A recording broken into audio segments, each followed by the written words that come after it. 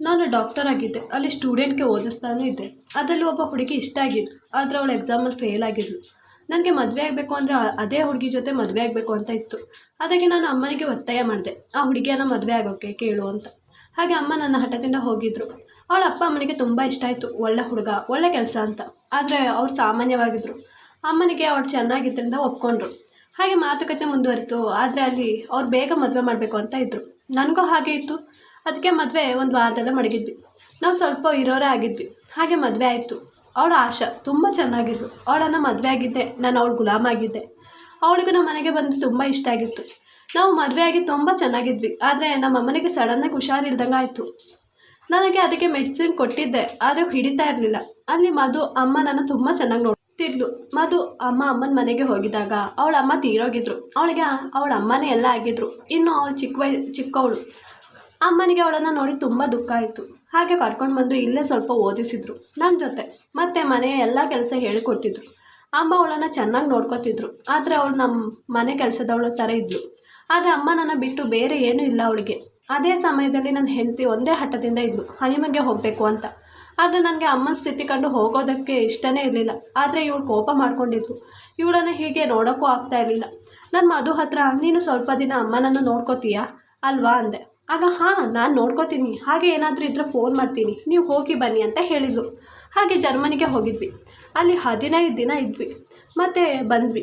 ಆದರೆ ಅಲ್ಲಿ ಒಂದು ನೋಟಿಸ್ ಮಾಡಿದೆ. ಆಶಾಗೆ ಅವಾಗವಾಗ ಕಾಲ್ ಬರ್ತಾನೆ ಇತ್ತು. ಯಾರ್ದು ಅಂತ ಕೇಳಿದಾಗ ಅವ್ರದ್ದು ಇವ್ರದ್ದು ಅಂತ ಹೇಳ್ತಾ ಇದ್ಲು. ಇಲ್ಲಿ ಮಧು ಅಮ್ಮನನ್ನು ತುಂಬ ಚೆನ್ನಾಗಿ ನೋಡ್ಕೊಂಡಿದ್ಲು. ಆದರೆ ಅಮ್ಮನ ಸ್ಥಿತಿ ಹಾಗೇ ಇತ್ತು. ಅದಕ್ಕೆ ನಾನು ಅಮ್ಮನನ್ನು ದೊಡ್ಡ ಆಸ್ಪತ್ರೆಗೆ ಕರ್ಕೊಂಡು ಹೋಗಿದ್ದೆ.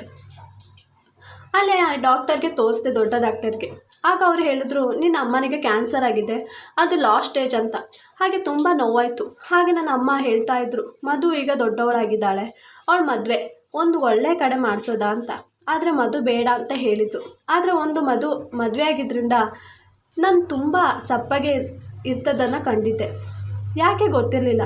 ಹಾಗೆ ನನ್ನ ಅಮ್ಮ ತೀರೋದ್ರು. ಆದ್ದರಿಂದ ನನಗೂ ಮಧುಗೂ ತುಂಬ ನೋವಾಯಿತು. ಶವ ಸಂಸ್ಕಾರ ಆಯಿತು. ಸ್ವಲ್ಪ ದಿನ ಆದಮೇಲೆ ನನ್ನ ಮನೇಲಿ ನನ್ನ ಹೆಂಡತಿಯದ್ದೇ ರಾಜಭಾರ ಆಗಿತ್ತು. ಆದರೆ ಅವಳೆಲ್ಲ ಕೆಲಸವರನ್ನು ತೆಗೆದು ಹಾಕಿದ್ಲು. ಎಲ್ಲ ಕೆಲಸ ಮಧು ಮೇಲೆ ಇತ್ತು. ಅವಳೇ ಎಲ್ಲ ಕೆಲಸ ಮಾಡ್ತಾಯಿದ್ಲು. ನನಗೆ ಇದನ್ನು ನೋಡಿ ತುಂಬ ದುಃಖ ಆಯಿತು. ನಾನು ರೂಮ್ಗೆ ಹೋಗಿ ನೋಡಿದಾಗ ಆಶಾ ತುಂಬ ಆರಾಮಾಗಿ ಕೂತಿದ್ಲು. ನಾನು, ಆಶಾ, ಯಾಕೆ ಎಲ್ಲ ಕೆಲಸದವ್ರನ್ನ ತೆಗೆದಾಕಿದೀಯಾ? ನಿನಗೆ ಗೊತ್ತಿಲ್ವಾ ಮಧುಗೆ ಎಷ್ಟು ಕಷ್ಟ ಆಗ್ತಿದೆ ಅಂತ. ಆಗ ಅವಳು ನನ್ನ ಕಟ್ಟಿ ಹಿಡಿದು, ರೀ, ಅದು ನಾನು ಮಧು ಒಳ್ಳೆಯದಕ್ಕೆ ಮಾಡಿದ್ದು. ಅದು ಇಲ್ಲಿ ತುಂಬ ಗಂಡ್ಮಕ್ಳೇ ಇರೋದು. ಈಗ ಅಮ್ಮನೂ ಇಲ್ಲ, ನಾನು ಹೆಚ್ಚು ರೂಮಲ್ಲೇ ಇರ್ತೀನಿ. ಈಗಿನ ಗಂಡ್ಮಕ್ಳು ನಂಬೋಕೆ ಆಗಲ್ಲ, ಯಾವಾಗ ಹೇಗಿರ್ತಾರೆ ಅಂತ. ಅದಕ್ಕೆ ತೆಗೆದು ಹಾಕ್ತೆ. ಅದು ಇನ್ನು ಸ್ವಲ್ಪ ದಿನ ನಾನು ಹೆಂಗಸರನ್ನು ನೋಡ್ತೀನಿ, ಅಷ್ಟರವರೆಗೆ ನಾನು ಮಧು ಮಾಡ್ಕೋತೀವಿ ಅಂತ ಹೇಳಿದ್ಲು. ಹಾಗೆ ನಾನು ಒಳ್ಳೆಯದೇ ಅಂತ ಒಪ್ಕೊಂಡೆ. ಒಂದು ದಿನ ನಾವು ಶಾಪಿಂಗ್ಗೆ ಹೋಗಿದ್ವಿ. ಮತ್ತು ಬರುವಾಗ ಸಂಜೆ ಆಗಿತ್ತು. ಆಗ ಆಶಾ ನನಗೆ ಸುಸ್ತಾಗಿದೆ ಅಂತ ರೂಮಲ್ಲಿ ಕೂತಿದ್ಲು. ಆಗ ಮಧು ಬಂದು, ಸುಸ್ತಾಗಿದೆಯಲ್ವಾ, ಸ್ವಲ್ಪ ಕಾಲು ಒತ್ತಿ ಕೊಡಲಾ ಅಂತ ಕೇಳಿದ್ಲು. ಆಗ ನಾನು ಅಂದ್ಕೊಂಡೆ ಅವಳು ನಿರಾಕರಿಸ್ತಾಳೆ ಅಂತ. ಆದರೆ ಅವಳು ಬೇಗ ಹಾಂ ಅಂತ ಒಪ್ಕೊಂಡ್ಳು. ನನಗೆ ಆಶ್ಚರ್ಯ ಆಯಿತು. ಆದರೆ ನಾನು, ಬೇಡ ಮಧು, ನಾನು ಅವಳಿಗೆ ಮೆಡಿಸನ್ ಕೊಡ್ತೀನಿ, ಅದರ ಅವಶ್ಯಕತೆ ಇಲ್ಲ, ನೀನು ಹೋಗು ಅಂದೆ. ಆದರೆ ಅವಳು ನನಗೆ ಮಾತ್ರೆ ಕುಡಿಯೋದ್ರಿಂದ ಒತ್ತೋ ಹಾಗೆ ಆಗಲ್ಲ, ಒತ್ತಲಿ ಅಂತ ಹೇಳಿದ್ಲು. ಹಾಗೆ ಆಯಿತು ಅಂತ ಹೇಳಿ ಒತ್ತುತ್ತಾ ಇದ್ಲು. ನಾನು ಹೋಗಿ ಮಲ್ಕೊಂಡೆ. ಆದರೆ ಅವಳು ದಿನ ರಾತ್ರಿ ರೋಟಿ ಇದೇ ಆಗಿತ್ತು. ಆದರೆ ಅವಳು ಮಲ್ಕೋತಿದ್ಲು. ಇವಳು ಒತ್ತುತ್ತಾ ಮಸಾಜ್ ಮಾಡುತ್ತಾ ಇದ್ಲು. ನಾನು ಅವಳು ಮಲಗಿದ ತಕ್ಷಣ, ಹೋಗು, ಅವಳು ಮಲಗಿದ್ದಾಳೆ ಸಾಕು ಅಂತ ಹೇಳಿ ಕಳಿಸ್ತಾ ಇದ್ದೆ. ನನಗೆ ನೋಡಿ ಬೇಜಾರಾಗ್ತಾಯಿತ್ತು. ಒಂದು ದಿನ ನನ್ನ ಹೆಂಡತಿ, ನಾನು ಸ್ವಲ್ಪ ದಿನ ಮನೆಗೆ ಹೋಗಬೇಕು ಇರೋದಕ್ಕೆ ಅಂತ ಹೇಳಿ ಹೋಗಿದ್ಲು. ಅವಳು ಹೋಗಿದ್ದೆ. ಅವಳಿಗೆ ದುಡ್ಡಿನ ಅವಶ್ಯಕತೆ ಇದ್ದರೆ ಮಾತ್ರ ಕಾಲ್ ಮಾಡ್ತಾಯಿದ್ಲು. ಇಲ್ಲಾಂದರೆ ನಾನು ಹೇಗೆ ಇದ್ದೀನಿ ಅಂತಲೂ ಕೇಳ್ತಾನೆ ಇರಲಿಲ್ಲ. ನಾನು ಅವಳು ಇಲ್ಲದ್ರಿಂದ ಮನೇಲಿ ಹೆಚ್ಚು ಇರ್ತಾ ಇರಲಿಲ್ಲ. ಆಸ್ಪತ್ರೆಯಲ್ಲೇ ಕಳೀತಿದ್ದೆ. ಒಂದಿನ ರಾತ್ರಿ ಲೇಟಾಗಿ ಬಂದೆ. ತುಂಬ ಸುಸ್ತಾಗಿತ್ತು. ನನಗೆ ರೂಮ್ಗೆ ಹೋಗಲು ಆಗ್ತಾ ಇರಲಿಲ್ಲ, ಅಷ್ಟು ಸುಸ್ತಾಗಿದ್ದೆ. ಆಗ ಅಲ್ಲ ಸೋಫಾದಲ್ಲಿ ಮಲ್ಕೊಬಿಟ್ಟಿದ್ದೆ. ಆಗ ಮಧು ಬಂದು, ಏನಾದರೂ ಬೇಕಾ ಅಂತ ಕೇಳಿದ್ಲು. ನಾನು ಬೇಡ ಅಂದೆ. ಆಗ ಯಾಕೆ, ತುಂಬ ಸುಸ್ತಾಗಿದೆಯಾ ಅಂತ ಕೇಳಿದ್ಲು. ಆಗ ಹ್ಞೂ ಅಂದೆ. ಆಗ ಇರಿ, ನಾನು ಸ್ವಲ್ಪ ಕಾಲೊತ್ತಿ ಮಸಾಜ್ ಮಾಡ್ತೀನಿ ಎಣ್ಣೆ ಹಾಕಿ. ಆಗ ಸರಿ ಆಗುತ್ತೆ ಅಂದ್ಲು. ಇಲ್ಲ ಬೇಡ, ನಾನು ಮೆಡಿಸನ್ ಕುಡಿದು ಮತ್ತೆ ಹೋಗಿ ಸ್ವಲ್ಪ ರೆಸ್ಟ್ ತಗೊಂಡು ಸರಿಯಾಗ್ತೀನಿ ಅಂತ ಹೇಳಿದ್ರು. ಅವಳು ಇಲ್ಲ ಅಂತ ಹಠ ಗಟ್ಟಿದ್ಲು. ನಾನು ಒಪ್ಕೊಂಡೆ. ಹಾಗೆ ಅವಳು ಒತ್ತಲು ಸ್ಟಾರ್ಟ್ ಮಾಡಿದ್ಲು. ಆದರೆ ಅವಳ ಕೈಯಲ್ಲಿ ಏನೋ ಇತ್ತು. ಅವಳು ಹಾಗೆ ಮಾಡೋದ್ರಿಂದ ತುಂಬ ರಿಲೀಫ್ ಆಗ್ತಾಯಿತ್ತು. ನನಗೆ ಅಲ್ಲೇ ನಿದ್ದೆ ಬಂತು, ಅಲ್ಲೇ ಮಲ್ಕೊಬಿಟ್ಟಿದ್ದೆ. ಮಾರನೇ ದಿನ ಎದ್ದಾಗ ತುಂಬ ಫ್ರೆಶ್ ಆಗಿದ್ದೆ. ಈಗ ದಿನೇ ದಿನೇ ಇದೇ ಅಭ್ಯಾಸ ಆಗಿಬಿಟ್ಟಿತ್ತು ನನಗೆ. ಈಗ ಗೊತ್ತಾಯಿತು ಆಶೆ ದಿನೇ ಯಾಕೆ ಮಸಾಜ್ ಮಾಡಿಸ್ಕೊತಿದ್ಲು ಅಂತ. ಹಾಗೆ ಆಶಾ ಬಂದು ನನಗೆ ತುಂಬ ಖುಷಿಯಾಯಿತು. ಆದರೆ ರಾತ್ರಿ ಟೈಮ್ ತುಂಬ ದಿನ ಆಗಿತ್ತು ನನಗೆ ಆಶಾ ಜೊತೆ ಸ್ವಲ್ಪ ಟೈಮ್ ಸ್ಪೆಂಡ್ ಮಾಡಬೇಕು ಅಂತ ಇತ್ತು. ಅಷ್ಟರಲ್ಲಿ ಮಧು ಬಂದು ಅವಳು ಇವತ್ತು ಮಸಾಜ್ ಮಾಡಬೇಕಂತ ಕೇಳಿದ್ಲು. ಆಗ ನಾನು ಬೇಡ, ಇವತ್ತು ಆಶಾ ಬಂದಿದ್ದಾಳೆ, ಅವಳು ಮಾಡಿ ಕೊಡ್ತಾಳೆ ಅಂತ ಹೇಳಿದ್ಲು. ಆಗ ಅವಳು ಹೋಗ್ತಿದ್ಲು. ಆದರೆ ಆಶಾ ಇಲ್ಲ, ನನಗೆ ಆಗೋಲ್ಲ, ಬಾ ನೀನೇ ಮಾಡಿಕೊಡು ಅಂತ ಹೇಳಿ ಅಲ್ಲಿಂದ ಹೋಗಿ ಮಲ್ಕೊಂಡ್ಳು. ನನಗೆ ತುಂಬ ಕೋಪ ಬಂತು. ನಾನು ಮಧು ಮೇಲೆ ರೇಗಾಡಿದೆ. ಆದರೆ ಇದರಲ್ಲಿ ಮಧುದು ತಪ್ಪಿರಲಿಲ್ಲ. ಆದರೆ ಇದನ್ನು ಆಶಾ ಅಂಡರ್ಸ್ಟ್ಯಾಂಡ್ ಮಾಡ್ಕೋಬೇಕಿತ್ತು. ಆದರೆ ಅವಳು ನನಗೆ ಬೇಜಾರಾಯಿತು. ಮಾರನೇ ದಿನ ಆಶಾ ಇದ್ದಾಳೆ ಅಂತ ಬೇಗ ಬಂದೆ. ಆದರೆ ಮನೇಲಿ ಆಶಾ ಇರಲಿಲ್ಲ. ನಾನು ಮಧು ಹತ್ರ ಕೇಳಿದೆ. ಆಗ ಅವಳು ಇಲ್ಲ, ಎಲ್ಲಿಗೋ ಹೋದರು ಅಂದ್ಲು. ನಾನು ನಿನ್ನೆ ಬಗ್ಗೆ ಅವಳ ಜೊತೆ ಕ್ಷಮೆ ಕೇಳಿದೆ. ಆಗ ಅವಳು ಆಯಿತು ಅಂದ್ಲು. ಆದರೆ ಅವಳು ನನಗೆ ಇಂದು ಕೆಫೆಗೆ ಕರ್ಕೊಂಡು ಹೋಗ್ತೀರಾ ಅಂತ ಕೇಳಿದ್ಲು. ನಾನು ಅವಳು ಕೇಳ್ತಾ ಇದ್ದಾಳಲ್ಲ ಅಂತ ಕರ್ಕೊಂಡು ಹೋದೆ. ಆದರೆ ಅವಳು ಏನೂ ಆರ್ಡರ್ ಮಾಡಿರಲಿಲ್ಲ. ಯಾರನ್ನು ಹುಡುಕೋ ಹಾಗೆ ಅಲ್ಲಿ ಇಲ್ಲಿ ನೋಡ್ತಾ ಇದ್ಲು. ನಾನು ಯಾರನ್ನಾದ್ರೂ ಹುಡುಕ್ತಾ ಇದ್ದೀಯಾ ಅಂದೆ. ಆಗ ಅದು ನನ್ನ ಫ್ರೆಂಡ್ ಅಂದ್ಲು. ನಾನು ಏನು ನಿನ್ನ ಫ್ರೆಂಡಾ? ಆಗ ಹಾಂ, ಅದು ಪಕ್ಕದ ಮನೆಯವಳು ಅಂದ್ಲು. ನಾನು ಸುಮ್ಮನೆ ಆದೆ. ಅವಳಲ್ಲಿ 1 ಗಂಟೆ ಅಲ್ಲಿ ಇಲ್ಲಿ ನೋಡ್ಕೊಂಡು ಕೂತಿದ್ಲು. ಏನು ಕುಡಿಯಲೂ ಇಲ್ಲ. ಮತ್ತು ನಿರಾಸೆ ಆಗ್ತಾ ಆಯಿತು ಮನೆಗೆ ನಡೀರಿ, ನನ್ನ ಮನೆಗೆ ಕರ್ಕೊಂಡು ಹೋಗಿ ಬಿಡಿ, ನನಗೆ ಏನು ಬೇಡ ಅಂದ್ಲು. ನನಗೆ ಕೋಪ ಬಂತು. ಮನೆಗೆ ಕರ್ಕೊಂಡು ಹೋಗಿ ಬಿಟ್ಟೆ. ಆಗ ಅಲ್ಲಿ ಆಶಾ ಇದ್ಲು. ನಮ್ಮನ್ನು ನೋಡಿ ಏನು ಪ್ರಶ್ನೆ ಮಾಡಲಿಲ್ಲ. ಹೆಣ್ಮಕ್ಳು ಗಂಡದಿರನ್ನು ಬೇರೆ ಹುಡುಗಿ ಜೊತೆ ನೋಡಿದ್ರೆ ಏನಾದ್ರು ಕೇಳ್ತಾರೆ. ಆದರೆ ಇವಳಿಗೆ ಆ ಥರ ಏನೂ ಇರಲಿಲ್ಲ. ನಾನೇ ಹೇಳಿದೆ.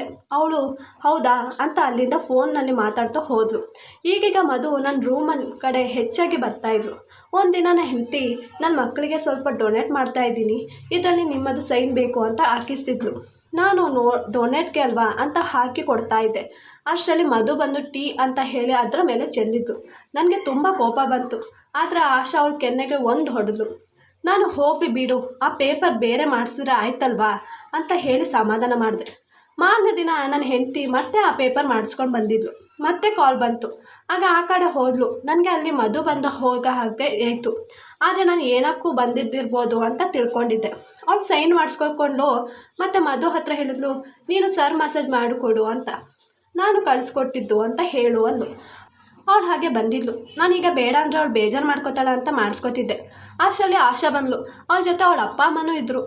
ಮತ್ತು ಅವಳು ಹೇಗೆ ರಿಯಾಕ್ಟ್ ಮಾಡ್ತಾಯಿದ್ಲು ಅಂದರೆ, ಅಪ್ಪ ಅಮ್ಮ ನಾನು ಹೇಳಿಲ್ವಾ ಅವ್ನು ಸರಿ ಇಲ್ಲ ಅಂತ, ಆ ಕೆಲಸದವ್ರದ್ದು ಏನೋ ನಡೀತಾ ಇದೆ ಅಂತ ನೀವು ಒಪ್ತಾನೆ ಇರಲಿಲ್ಲ. ಅದಕ್ಕೆ ನಾನು ರೆಡ್ ಹ್ಯಾಂಡಿಗೆ ನಿಮ್ಮ ಮುಂದೆ ಬರೆಸಿದ್ದು, ಈಗಾದರೂ ಒಪ್ಕೋತೀರಾ ಅಂತ ಹೇಳಿದ್ಲು. ಆಗ ಅವರು ಏನೆಲ್ಲ ನಮ್ಮ ಬಗ್ಗೆ ಹೇಳ್ತಾಯಿದ್ರು, ಆದರೆ ನಮ್ಮ ಮಾತು ಒಂದು ಕೇಳ್ತಾನೆ ಇರಲಿಲ್ಲ.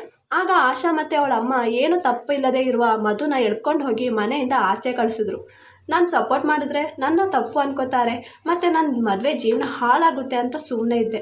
ನನಗೆ ತುಂಬ ಬೇಜಾರಾಯಿತು. ನಾನು ಆಶಾ ಜೊತೆ ಮಾತಾಡ್ತಾನೇ ಇರಲಿಲ್ಲ. ಆದರೆ ಅವಳಿಗೆ ಇದಕ್ಕೆಲ್ಲ ಕೇರೇ ಮಾಡ್ತಿರ್ಲಿಲ್ಲ. ಅವಳು ಅವಳದೇ ಲೋಕದಲ್ಲಿದ್ಲು. 2 ದಿನ ಆದಮೇಲೆ ಮಧುನ ಹುಡ್ಕೊಂಡು ಹೋಗಿದ್ದೆ. ಅವಳಿಗೆ ಒಂದು ಹುಡುಗನನ್ನು ನೋಡಿ ಮದುವೆ ಮಾಡಿಸಿದ್ರೆ ಅವಳ ಲೈಫಲ್ಲಿ ಇರ್ತಾಳೆ ಅಂತ. ಅವಳು ಒಂದು ದೇವಸ್ಥಾನದ ಹೊರಗಡೆ ಅಳುತ್ತಾ ಕೂತಿದ್ಲು. ನಾನು ಹೋದೆ. ಆಗ ಅವಳು ನೀವು ಯಾಕೆ ಬಂದ್ರಿ ಅಂತ ಕೇಳಿದ್ಲು.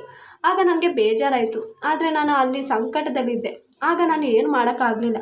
ನಾನು ನಿನ್ನ ಮದುವೆ ಮಾಡಿಸ್ಬಿಡ್ತೀನಿ, ಆಗ ನಿನಗೂ ಒಂದು ಜೀವನ ಸಿಗುತ್ತೆ ಅಂತ ಹೇಳಿದೆ. ಆಗ ಅವಳು ನನ್ನ ಜೀವನಕ್ಕಿಂತ ನಿಮ್ಮ ಜೀವನ ನೋಡ್ಕೊಳ್ಳಿ ಅಂತ ಹೇಳಿದ್ಲು. ಆಗ ಏನು ಹೇಳ್ತಾ ಇದ್ದೀಯಾ? ಆಗ ನಿಮ್ಮ ಹೆಂಡತಿ ಸರಿ ಇಲ್ಲ, ಅವಳದು ಬೇರೆಯವ್ರ ಜೊತೆ ಅಫೇರ್ ನಡೀತಾ ಇದೆ. ಆ ಹುಡುಗ ಎಷ್ಟೋ ಸಲ ಮನೆಗೆ ಬಂದಿದ್ದಾನೆ. ಆದರೆ ನೀವು ನಮ್ಮ ಮಾತು ನಂಬಲ್ಲ ಅಂತ ಹೇಳಿಲ್ಲ. ನೀವು ಮುಂದೆ ತರೋದಕ್ಕೆ ನಾನು ಒಂದು ಸಲ ಕೆಫೆಗೆ ಕರ್ಕೊಂಡು ಹೋಗಿದ್ದೆ. ಆದರೆ ಅವರು ಯಾವಾಗಲೂ ಅಲ್ಲಿ ಇರ್ತಾಯಿದ್ರು. ಆದರೆ ಅವತ್ತು ಇರಲಿಲ್ಲ. ಹಾಗೆ ವಾಪಸ್ ಹೋಗಿದ್ದು. ನಿಮ್ಮ ಹೆಂಡತಿ ನಿಮ್ಮ ಆಸ್ತಿ ಅಲ್ಲ ಅವಳ ಹೆಸರಿಗೆ ಮಾಡ್ಕೊಳ್ಳಲು ಅವತ್ತು ನಿಮ್ಮ ಹತ್ರ ಡಾಕ್ಯುಮೆಂಟ್ ತಂದಿದ್ದು. ನೀವು ಓದ್ದೇನೆ ಅದರಲ್ಲಿ ಸೈನ್ ಹಾಕ್ತಾಯಿದ್ರಿ.